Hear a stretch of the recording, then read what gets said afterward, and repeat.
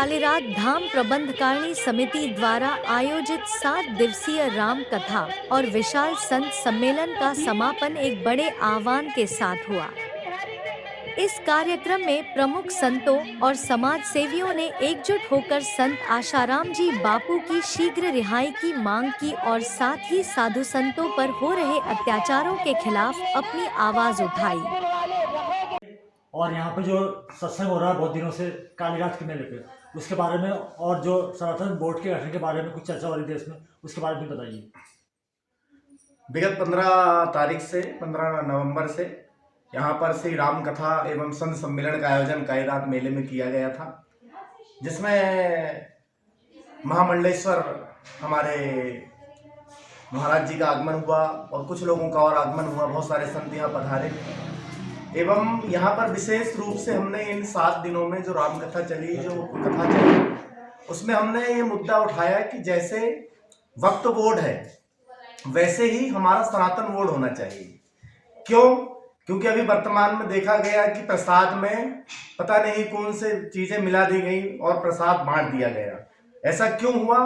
क्योंकि वो जो मंदिर है, वो ट्रस्ट है, वो ऐसे लोगों के हाथ में है जो मंदिर का माँ भी नहीं जानते हैं। अगर वो सनातन बोर्ड के हाथ में होता या हिंदू धर्म के हाथ में होता, हमारे हाथ में होता, तो वैसा कभी भी नहीं हो सकता था। इसी प्रकार हमने ये मुद्दा उठाया, सनातन बोर्ड का गठन होना चाहिए पूरे देश में और सारे मंदिरों को सनातन बोर्ड के अंडर में होना चाहिए और सारे जो क्रियाकलाप है वो इस तरह से हमारे सनातन बोर्ड के अंडर में होना चाहिए। साथ ही आपने पूछा कि यहाँ का मुख्य उद्देश्य क्या था, तो मुख्य उद्देश्य हमारा सनातन बोर्ड ही था। और जितने भी संत आए यहाँ पर तो उन्होंने तीरथ का है एक फल, संत मिले फल चार, सदगुरु मिले अनंत फल, कहत कबीर विचार। ऐसे संतों की जय जयकार हो और हमारा देश में सनातन बोर्ड का गठन हो, बस हमारी यही मांग थी। स्वामी जी, अभी बहुत सारे संतों का अत्याचार हो रहा है, जो संत श्री आशाराम जी बापू को जबरन जेल में रखा गया, उसके बारे में कुछ बताइए।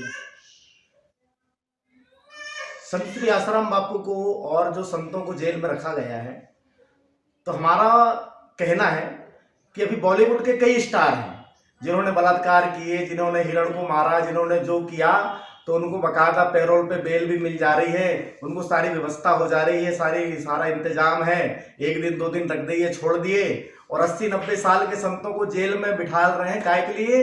बोले बलात्कार का केस भी है। कौन सा बलात्कार? 80 साल 90 साल का व्यक्ति कौन सा बलात्कार कर लेता है? ये ईसाई मिशनरियों का स्पेशल षड्यंत्र खासकर भारत के संतों के ऊपर है। क्यों? क्योंकि संत जो देश को दिशा दिखाते हैं, संत देश को सनातनियों को एक राह दिखाते हैं। बीड़ी मत पियो, सिगरेट मत पियो, शराब मत पियो, मांस मदिरा मत खाइए, माता पिता का पूजन करिए। आप 14 तारीख को माता पिता पूजन दिवस किसने शुरू किया? तो आसाराम बापू ने शुरू किया। क्यों? क्योंकि इनके दिल नहीं बिकते, इनकी दुकान नहीं चलती, इसलिए मतलब ये स्पेशल षड्यंत्र के दौरान ये सब किया गया है। और मैं भारत सरकार से मांग करता हूं कि उन्हें जल्दी से रिहा किया जाए और संतों पर अत्याचार करना बंद कर दिया जाए, क्योंकि हमारा देश सनातनी है। आप ध्यान देना, जो पैगंबर आए, जो भी आए दूसरे धर्मों के, तो वो बाद में आए हैं, लेकिन हमारे धर्म में सनातन धर्म पहले आया, फिर उस धर्म में भगवान आए। भगवान ने भी ये धर्म नहीं बनाया।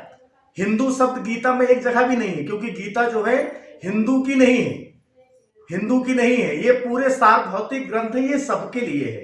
इसलिए हम कहना चाहते हैं कि ऐसे संतों को बरी किया जाए और ऐसे संतों पे ऐसे आरोप ना लगाया जाए, क्योंकि समय रहते हुए हम जाग जाएंगे तो अच्छा रहेगा, बाद में हमें बहुत पछताना पड़ेगा। कहते हैं जब बात पछताए होत क्या, जब चिड़िया चुग गई खेत। इतने बड़े बड़े ईसाई मिशनरी को जो भांडाफोड़ बापूजी ने किया था, सबसे पहले तो जो धर्मांतरण हो रहे थे वो बापूजी ने ही उन्हें बचाया था और बापूजी ने ही बताया था कि ये फलाने धर्मांतर यहाँ पर हो रहे हैं, और उसी के कारण स्पेशल विशेष तौर पर उन्हें जेल में इसलिए डाला गया है। ईसाई मिशनरियों को, ईसाई मिशनरी वाले तो पैसे भी देते, भाई इतने पैसे लो हमारे धर्म में आ जाओ। क्यों? क्योंकि सरकार उनका विशेष यही काम है। माता पिता का पूजन करना किसने सिखाया? मैंने आपको पहले बताया भी। तुलसी पूजन करना किसने सिखाया? हम तो संडे हुआ चले फलाना डे मनाने, अमका डे मनाने, काय का पूजन कर रहे हैं? वो प्लास्टिक के पौधे का पूजन कर रहे हैं। तुलसी पूजन करना चाहिए, किसने बताया? बापूजी ने बताया। तो ये सब अच्छे कार्य भी देखिए। और कहते हैं कि जब हम अच्छे कार्य देखते हैं तो हम आगे बढ़ते हैं। कितने लोगों ने नशा करना छुड़वाया, कितने कितने लोगों ने, अरे कितनी सारी बात 2 घंटे प्रवचन करेंगे तो भी खत्म नहीं होगी। बस आखिरी में सार यही है कि ऐसे संतों को छोड़ा जाए और हमारे देश में फिर से अलग जगाई जाए और हिंदू राष्ट्र हमारा बने, सनातन बोर्ड का गठन हो और हमारा राष्ट्र एक दिन कहलाए। अच्छा एक बात बताइए, पूरे के पूरे वर्ल्ड में मुस्लिम कंट्री कितनी है? आप गिन लो तो गिनती खत्म हो जाएगी, इतनी कंट्री है। और हिंदू कंट्री कितनी है?